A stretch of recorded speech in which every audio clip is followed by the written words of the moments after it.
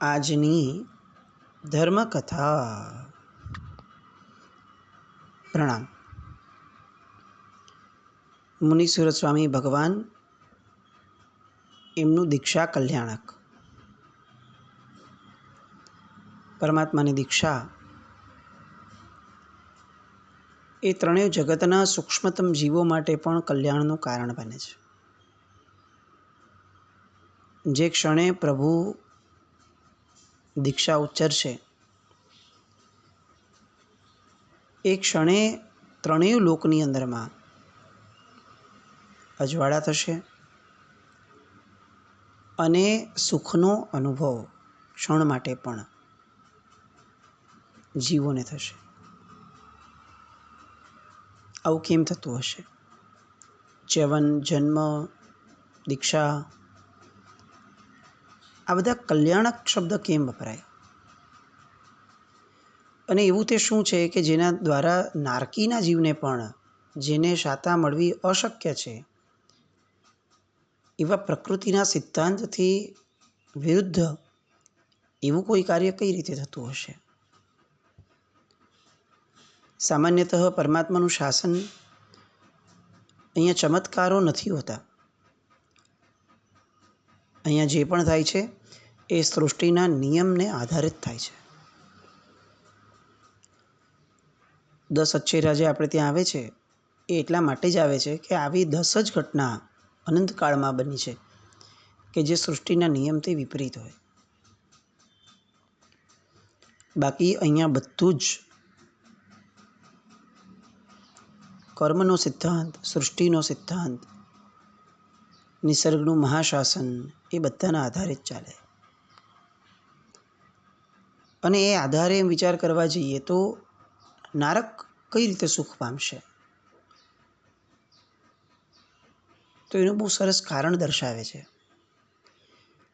પ્રભુ જ્યારે તીર્થંકર નામ કર્મ બાંધે છે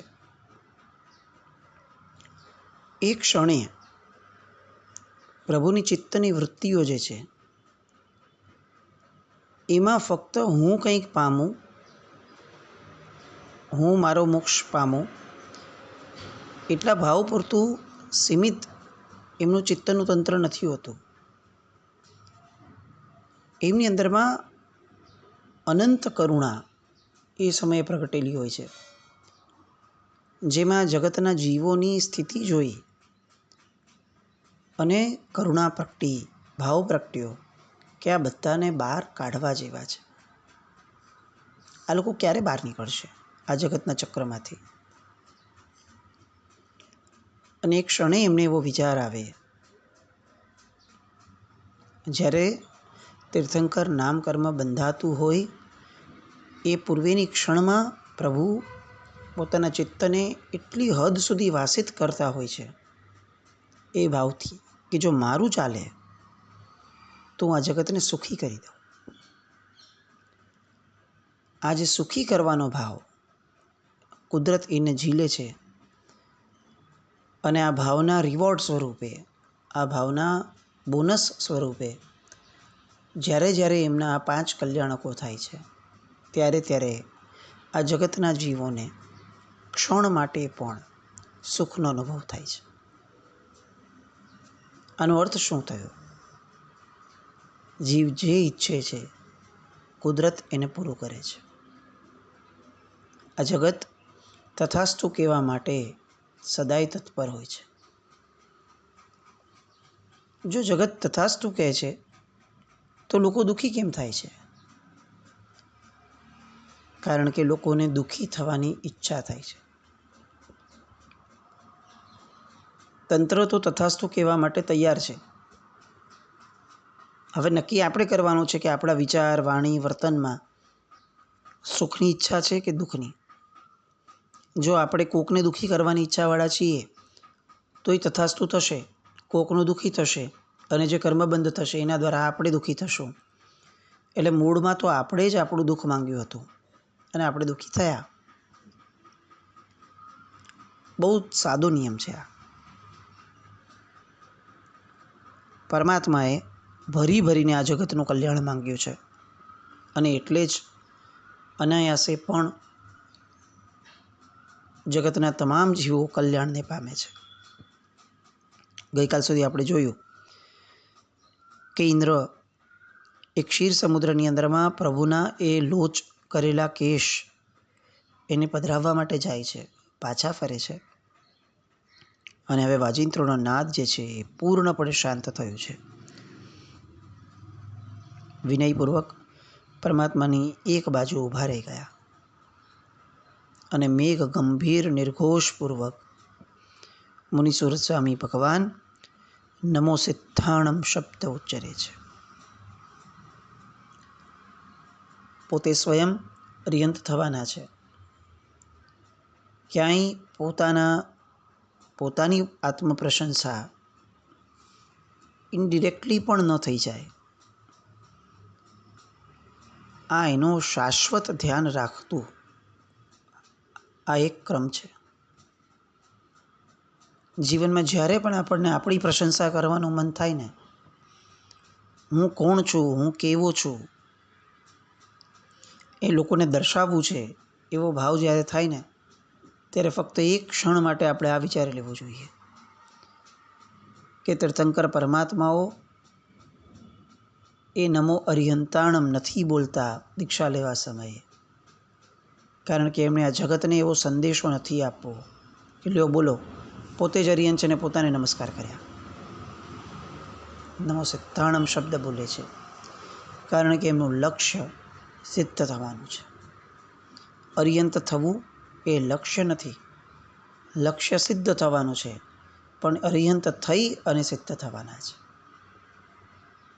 વાત સાધ્યની હોય, સાધનની ન હોય. અને અહીંયા પરમાત્મા નમો સિદ્ધાણમ પદ બોલે છે, અનંત અનંત સિદ્ધ ભગવંતોને નમસ્કાર કરે છે. એ પછીથી કરેમી સામયમનો પાઠ ઉચ્ચરે છે. પ્રભુ એમાં પણ બંતે શબ્દ નથી બોલતા. જે આપણે કરેમી બંતે સામયમ સાવચ્ચમ બોલીએ છીએ, એમાં પણ પ્રભુ બંતે શબ્દ ન બોલે, કરેમી સામયમ શબ્દ બોલે છે. આ અવિનય નથી, આ આત્મજાગૃતિ છે. પોતાની અવસ્થાઓ એમને ધ્યાનમાં છે અને એના ઔચિત્યપૂર્વકનું ઉચ્ચારણ છે. આ આપણને ખરેખર સામાયિક નામનો ધર્મ કેમ પસંદ આવવો જોઈએ, કેમ એની માટે આપણને આટલો બધો અહોભાવ થવો જોઈએ? કારણ કે આ એકમાત્ર સૂત્ર એવું છે કે જે સૂત્ર બોલતા સમયે આપણને રિયલાઇઝ થાય કે એક્ઝેક્ટ ભગવાન પણ જે બોલ્યા છે આપણે એ જ બોલીએ છીએ. બીજું એક પણ સૂત્ર આપણે એવું લાવી નહીં શકીએ કે ભગવાન બોલ્યા હતા અને આપણે બોલ્યા, પણ આ એકમાત્ર સૂત્ર એવું છે કે જે સૂત્ર અનંત તીર્થંકર પરમાત્માઓ પોતાની દીક્ષા સમયે બોલ્યા હોય અને અનંત તીર્થંકર પરમાત્માઓ પોતાની દીક્ષા સમયે બોલશે. આવું સૂત્ર એ પરમાત્માના અંશ હોવાનું જે એક રિયલાઇઝેશન આપણને આપે છે, એનો જે આનંદ આપણને આપે છે, એ સામાયિકનો આનંદ છે. આપણા ગુરુ ભગવંત કોઈ સૂત્ર બોલ્યા હોય કે કોઈ શબ્દ બોલ્યા હોય ને આપણને સાંભળવા મળે ને, તોય આપણને આનંદ છે કે મારા ગુરુ ભગવંત કાળ કરી ગયા ભલે, પણ આવું બોલતા હતા, આ જ શબ્દ બોલતા હતા. જ્યારે આ તો તીર્થંકર પરમાત્માઓ આ જ શબ્દ બોલ્યા હતા. કેવો રોમાંચ જન્મે એ શબ્દ બોલતી વખતે. સૂત્રના અહોભાવો એ જેટલા જન્માવશું એટલું આપણને ખરેખર એ સૂત્ર ફળશે. કરેમી સામયમનો પાઠ ઉચ્ચરે સંસારના સર્વ સાવધ્ય પાપમય વ્યાપારો એનો મન, વચન અને કર્મ ત્રણેય દ્વારા ન કરીશ, ન કરાવીશ, ન કરનારની અનુમોદના ક્યારે પણ કરીશ, આવી પ્રતિજ્ઞા પ્રભુ અંગીકાર કરે છે અને યાવત જીવના સામાયિક વ્રતમાં પોતે આરૂઢ થાય છે. આ ક્ષણે પ્રભુને મનઃપર્યવ જ્ઞાન ઉત્પન્ન થાય છે. એમના જ્ઞાનાવરણીય કર્મનો બહુ વિલક્ષણ રીતે ક્ષયોપશમ થાય છે. કેમ આવું થયું? અચાનક શું થયું? પ્રભુ જ્યારે પણ સાવધ્ય પ્રક્રિયાઓના પાપના ત્યાગરૂપ કરેમી સામયમ શબ્દ બોલે છે, ત્યારે જે મનમાં દ્રઢ સંકલ્પ એમના દ્વારા પ્રગટ થાય છે, એ સંકલ્પ એટલો બધો ભીષણ છે કે ઢગલાબંધ કર્મો ફક્ત આ સંકલ્પના કારણે જ ખતમ થઈ જાય છે, એ ક્ષણે જ.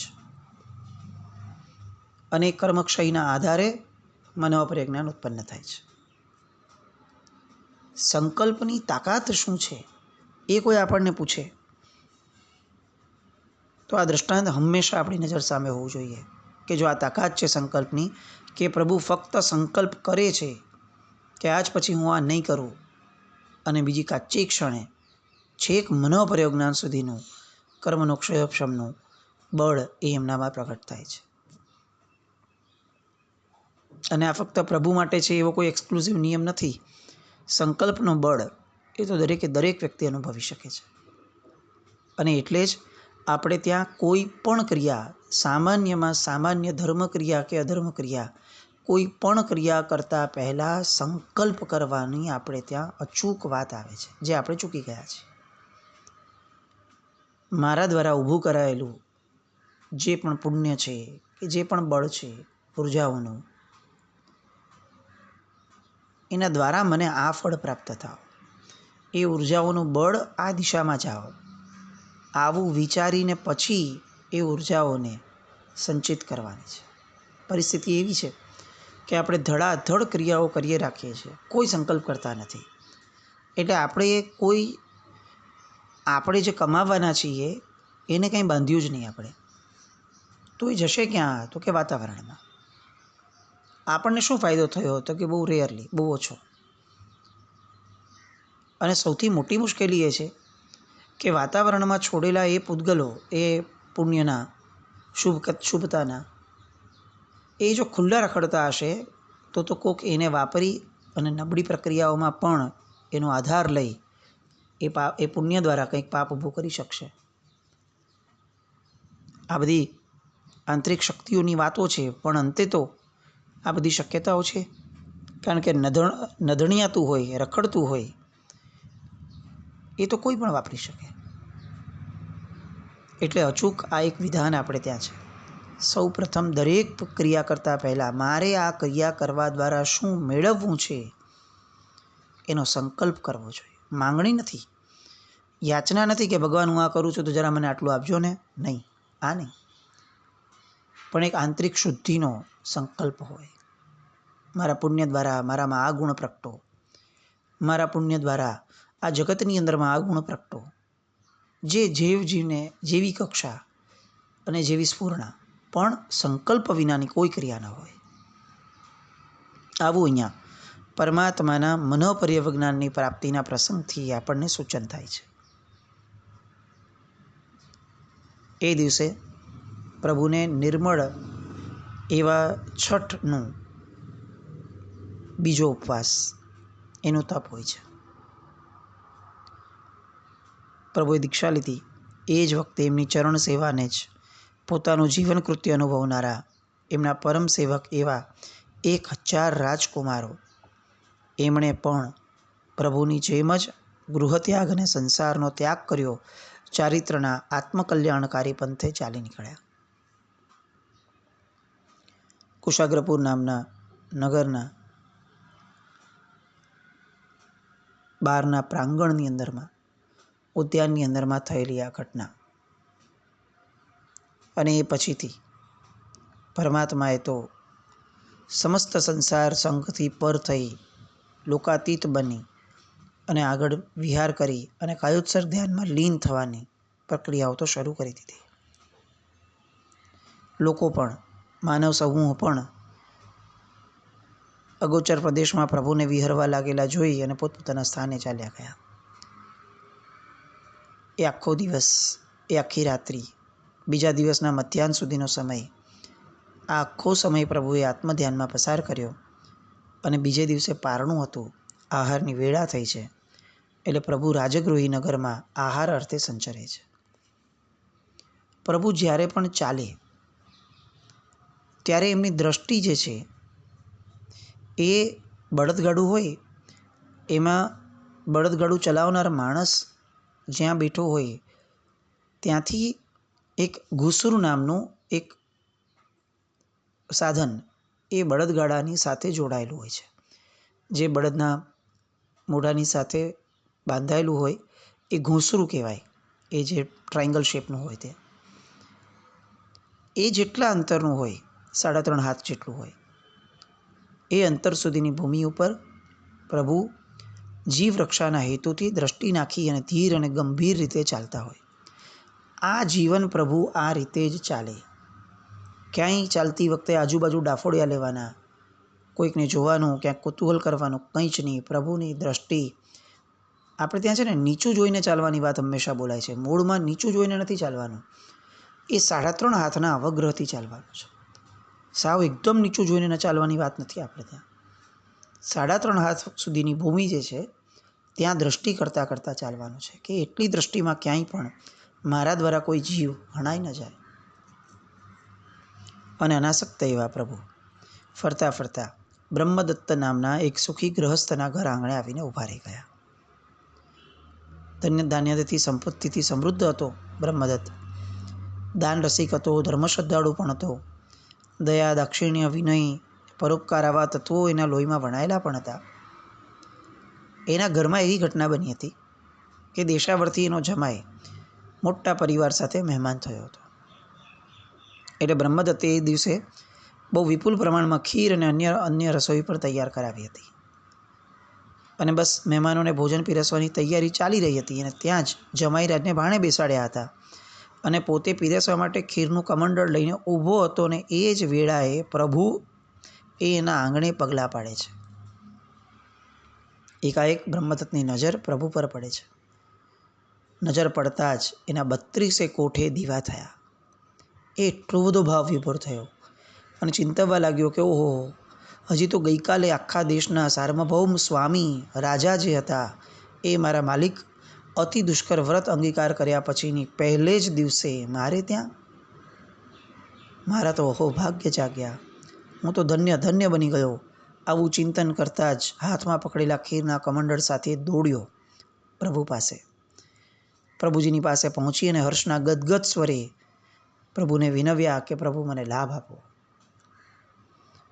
પ્રભુએ શ્રુતજ્ઞાનના બળે આ ખીર એ સર્વથા નિર્દોષ અને ખપે તેવો આહાર છે એવું જાણી અને હાથ પસાર્યા અને ખીરનો આહાર પ્રભુએ ત્યાં જ ગ્રહણ કર્યો.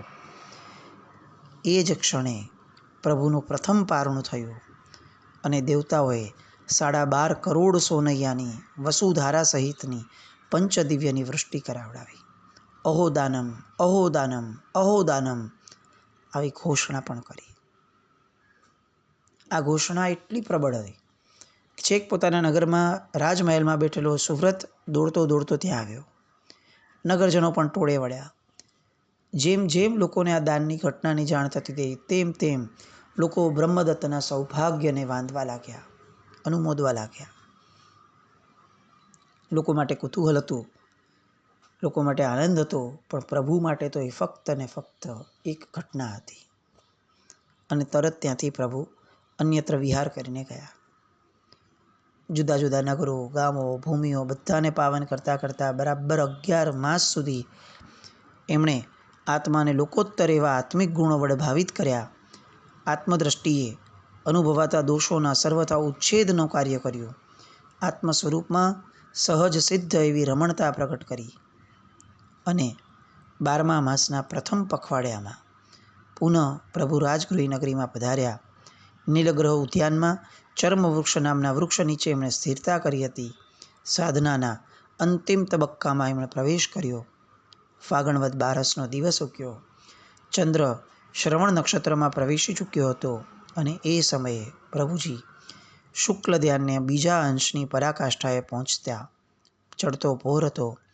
નિર્જળા એવા છઠ્ઠ તપનું પ્રભુને પચ્ચખાણ હતું. અને એવે સમયે બાહ્ય અભ્યંતર તમામ પરિસ્થિતિઓ એનો સર્વાંગ સંપૂર્ણ સુમેળ સધાયો અને પ્રભુએ 4 ઘાતી કર્મોનો ક્ષય કર્યો. પ્રભુને કેવળ જ્ઞાન, કેવળ દર્શન પ્રગટ થયા. આ કેવળ જ્ઞાન કલ્યાણકના ઉત્તમ આધાર પર આજે આપણે સ્થિર થઈ અને કેવળ જ્ઞાન પછીની ઘટનાઓ માટે આવતીકાલે મળીએ એ પૂર્વે આવું કેવળ જ્ઞાન આપણને પણ થાય, આવો કર્મક્ષય આપણો પણ થાય, આવું પરાક્રમ આપણે પણ કરીએ અને કરશું જ. આવો એક સાત્વિક ભાવ આપણા મનમાં જગાવીએ અને ક્યારે આવું થાય એની સતત કલ્પનાઓ કમસે કમ એક દિવસ માટે આપણે કરીએ. બસ આવું કંઈક થાય અને આપણામાં પણ આપણું આ જ્ઞાન અંદર રહેલું એ પ્રગટ થાય એવી શુભ મંગલ કામના સાથે જીના જ્ઞાન કંઈ પણ બોલાય તો મિચ્છામિ દુક્કડમ. જૈનમ જયતિ શાસન.